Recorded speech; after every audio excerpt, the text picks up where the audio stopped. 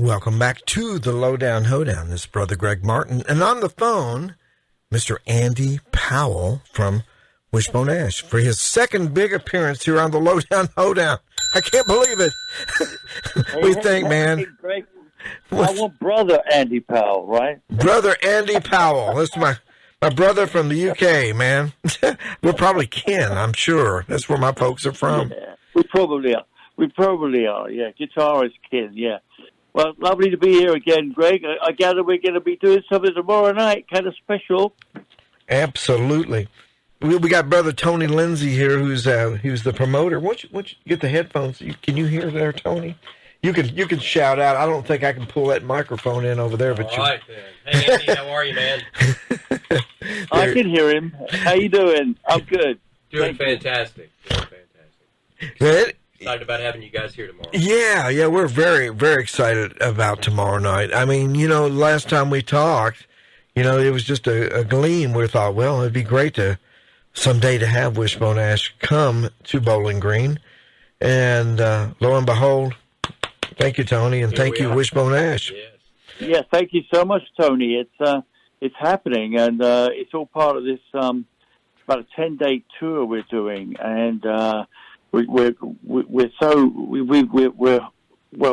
getting some miles under our belt to come to you because we came from Virginia where we played last night, so we're in Knoxville, and then we'll make it down to Bowling Green tomorrow, and really excited to be playing on the stage there. That's great. We're very excited to have you guys here. For sure. Thank you. Oh, absolutely. This is going to be really great. And how you been doing since we talked last? I've been doing well. We played some crazy shows. We went to Turkey, if you can believe that. We played a show in Turkey. They like rock and roll in Turkey, and we went to we played a 10-day tour of France just recently, and we did Paris, and that was incredible. We ate our way through France. Because, when you're not playing, you have to eat there. And that was exactly. Really good. Wow. Yeah, and so it's been busy. And then, of course, the big thing really is we've got this box set coming out to commemorate the Argus album, which is the 1972 classic from Wishbone Ash. And that's 50 years in the making. Well, not in the making, but it was released 50 years ago. Right. So we've been celebrating that and playing, that album on stage in its entirety, and people have really been enjoying it. And, it's a nostalgic thing, but also, we're also, covering some of our more recent material as well, of course, Yes, that's awesome. Andy, you guys are such a great mix of different styles. We talked about this before last time, but, of course, you grew up listening to, we touched on Peter Green, Eric Clapton, and Mick Taylor, and all the great blues that came out of England during the time that you guys were putting it together. But you guys have got this really nice folk melodic sense about your band as well. At times, there's a folk quality about your music. Would you agree with that? Yeah, well, if you were a kid growing up in Britain, you would be influenced by, let's say, church music, let's say folk music, and that was some of the first music I heard in school, was we played little folk melodies on the recorder and things like that. And we always had assembly before we started classes, and we'd sing these songs, and at different sort of times of the year, Easter or harvest time, there'll be these songs. So you grew up with that, and so that, just like you guys grew up with the blues and gospel and all the rest of it. Right. So, that's the interesting thing about Wishbone Ash, that we just brought it all into the mix. And the Argus album that I just mentioned, that really was a record or a recording of our time. At that particular moment in time, we were touring America. Mm-hmm. It's the early days of touring America. So the first side of the album is all of our American influences, which get more bluesy and rock. But the second half of the album, you're absolutely right, Greg. It pulls out the folk and the more classical, almost European influences in the music. So the second side, a lot more minor chords, suspended fourths and all that stuff for you musicologists out there. But yeah, it just gets a little bit more European sounding, really, I guess you'd say. Well, it's beautiful because our folk music and our bluegrass actually has origins in your fine area, so. It does, yeah. I spent some time down in the Smoky Mountains. I've got friends down there, and I, around Asheville, and, I sometimes go to and check out some of the music down. Of course, you've got the whole Celtic thing, the Irish, the Scottish, and it all plays into it. I love it when music crosses those boundaries and you get the flavors of all of it coming together.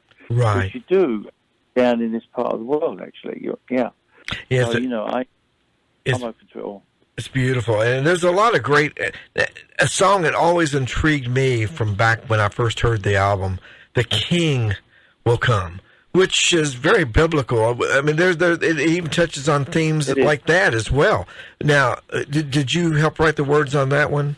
Or the original bass player, Martin Turner, sure, was responsible for the lyrics on that one. Okay. And he spent a lot more time in church than I did when he was a kid, but he certainly was influenced by the Bible on that one. I mean, we took we all read a lot, Sure you did. Yeah. When we were in we were in our late teens, early 20s, and we would have, we'd go and play shows, and when you're sitting in a van at night and you're traveling on the freeway, you get to talking and you talk about the books you've read and the little pocket philosophies that you picked up along the way, and certainly from school. And so all of that came into the lyrics on Argus, and you're absolutely right about that song. It's just a beautiful album, and it's a snapshot of that era of time as well. Especially, that's the beauty of music. It just takes you back to where you were when you heard it, and it's such a great album, classic. For that, because you're absolutely right. I mean, 1972, it was very much a banner year, a special year, especially for British bands coming over here. No doubt. It was for rock in general, Yes. So when was your first trip to America?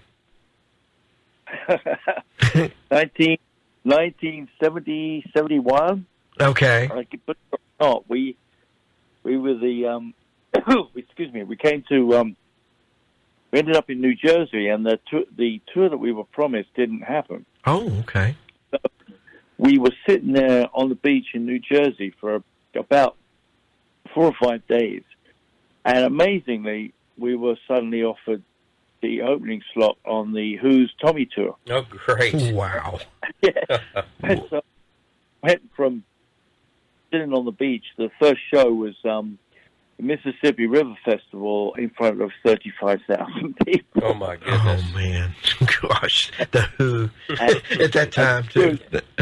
Oh man, I was just listening to Live at Leeds over the weekend as well.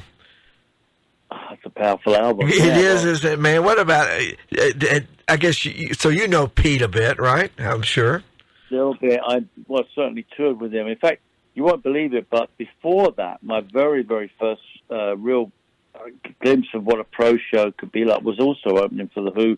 So they were called the High Numbers, and I was only 14 or 15 back then. Oh wow! Can you believe that? Wow. In England, yeah. So somehow the Who has played a major role in my sort of career, and to tour with them, it was the first time I ever saw a band that really approached performing and touring and playing in a real kind of, can I put it, a professional way for sure, but they also had attitude about them, of course, this kind of like, we are going to make it, and certainly, so, a few years later, 5, 6 years later, there I am on stage with them again.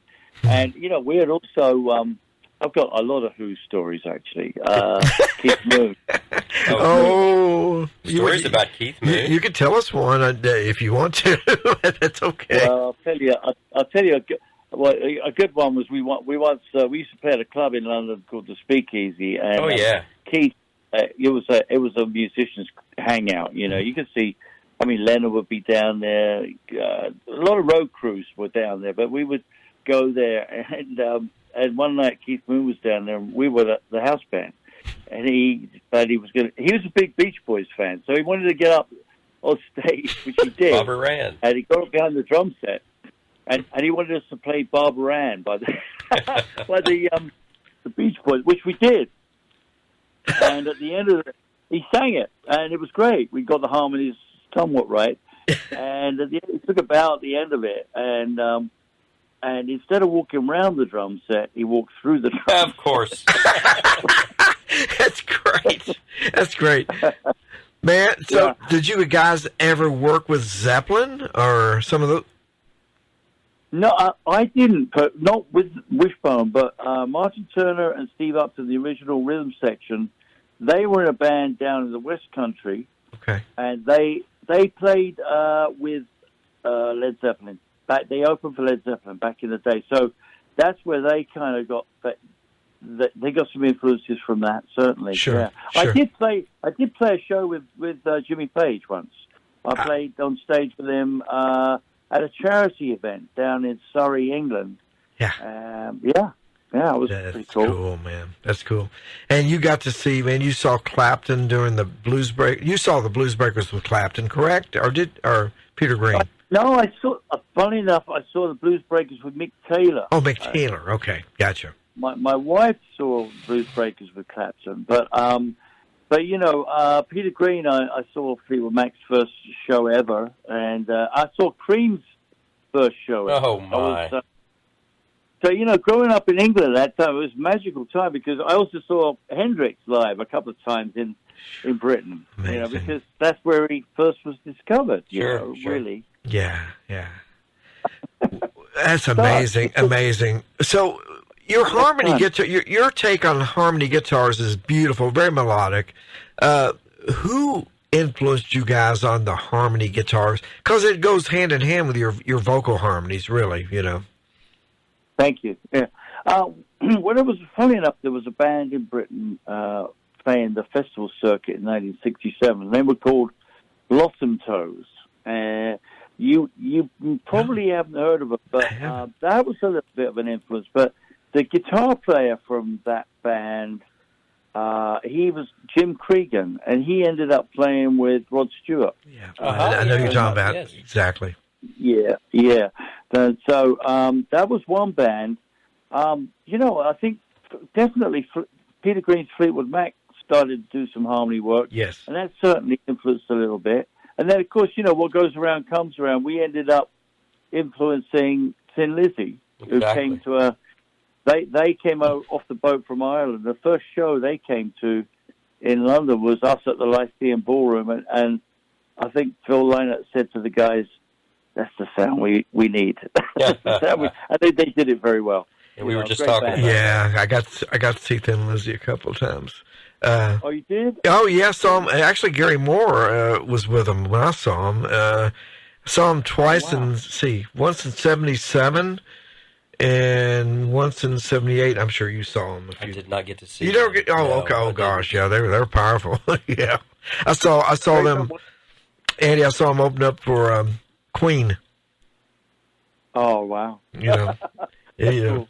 Yeah, well, you know, it's a great time to be around music. I mean, those days. I mean, we saw a lot of bands being on shows with people. You know, we would. We had people opening for us, like you can't believe. We had people. I mean, Springsteen opened for Wishbone Ash before he was Springsteen. Wow. You know, we had. We had Aerosmith. We had ZZ Top open for Wishbone Ash.